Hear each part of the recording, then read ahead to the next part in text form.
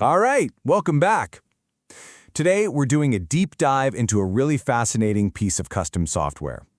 It was built for a Brazilian company called Zodi Agropeças, and we're going to analyze how it solves a super complex, real-world business problem with a pretty unique and high-performance architecture. So yeah, let's get right into it. So, just imagine this challenge for a second. You've got a company, Zodi Agropeças, with 44 different branches. Each one has its own system, but they all need to have the exact same information, perfectly in sync. We're talking stock levels, pricing, you name it. If something changes in one branch, that update needs to ripple out to all the other 43, and it needs to happen almost instantly.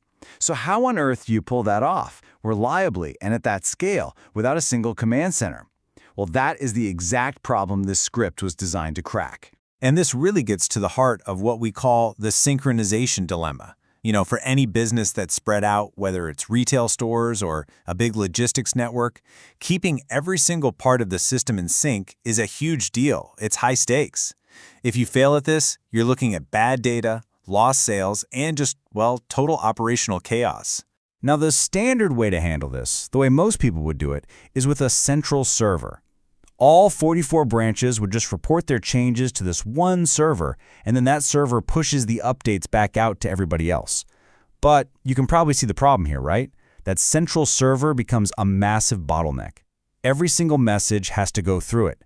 And even worse, if that one server goes down, the whole network is toast, paralyzed. No updates, no sync. It's a classic single point of failure. So what's the alternative to that really fragile, centralized model? This script uses a much smarter, way more resilient approach. And it's called the gossip protocol. It's elegant and, honestly, pretty fascinating. The name really says it all, doesn't it? Instead of one central broadcaster yelling out the news, information spreads through the network just like a piece of gossip. Like a rumor. One node gets some new information, it tells a couple of its neighbors, and then they turn around and tell a few of their neighbors, and so on and so on. Through all this decentralized chatter, the message eventually gets to everyone, and it happens surprisingly fast. The process itself is just beautifully simple. Let's walk through it. First, a node. Let's call it branch 1. Get some new data, maybe a price change. Second, it just picks another branch at random from the network, say branch 27, and sends it the update. Third, now branch 27 has the info. And fourth, it does the exact same thing. It repeats the process, picks its own random peer, maybe branch 15, and passes the info along. The message just spreads like wildfire, exponentially, with zero central coordination. Okay, so now it's time to pop the hood and get into the technical details. We're going to look at the anatomy of this specific script because it's the way it's implemented that really elevates it from just a cool concept to a seriously robust system that you can actually use in production. The core architecture here is really what gives the system its muscle. At the base level, it's using Python's multiprocessing library. What that means is each of those 44 nodes becomes its own independent process, which really maximizes your computing power. Then each of those nodes is actually a tiny, lightweight Flask API, basically a self-contained microservice that can send and receive data. This all works because of a dynamic topology, which means the nodes are smart enough to find each other without needing some kind of fixed static map. And kind of watching over the whole thing is a manager process, which uses shared memory to keep track of the network state without actually being a central bottleneck itself. It's very clever. But this is the part where this particular implementation becomes brilliant. Look, there are a lot of gossip protocols out there, but this one has a key optimization that makes it ridiculously efficient. We need to talk about the magic of the Bitmask. Okay, so think about it.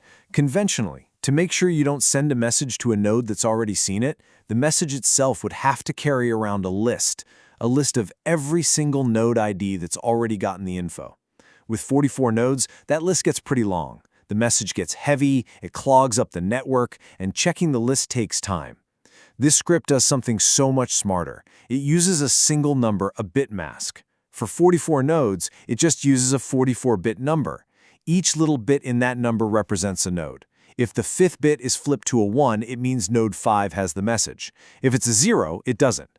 So instead of a long, heavy list, you're just sending one tiny number. And this table just perfectly illustrates the performance payoff. Checking if a node has seen the message with a list, that's an O of N operation. It means the more nodes you have, the slower it gets. With a Bitmask, it's O of 1, a single lightning-fast operation that takes the same amount of time no matter what. Checking if everyone has the message is also O of 1 versus O of N for a list. And just look at the network payload size. It's constant. It doesn't matter if you have 44 nodes or 440. This is a game-changing improvement in both speed and network efficiency. It's not just a little better, it's orders of magnitude better. So, this is all fantastic engineering, for sure. But what does it actually mean for the business? Let's translate all this technical brilliance into real-world impact and actual market value, because that's what really matters. For a company like Zadi Agropesas, the benefits are just huge. First, you get extreme resilience. If a branch's server goes offline, who cares? The network just gossips around it. The business keeps running. Second, you get basically infinite scalability.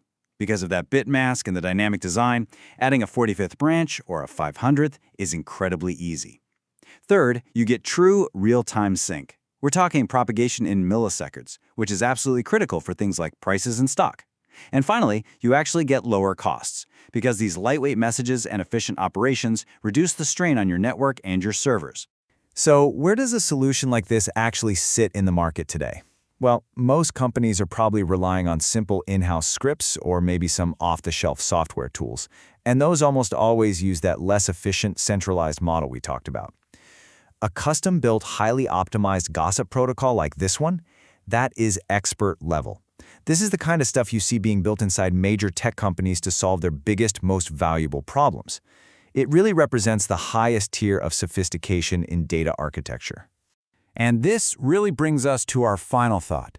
This script, it isn't just a clever fix for one company's problem, it's a powerful demonstration of a much bigger shift in how we should be thinking about system design.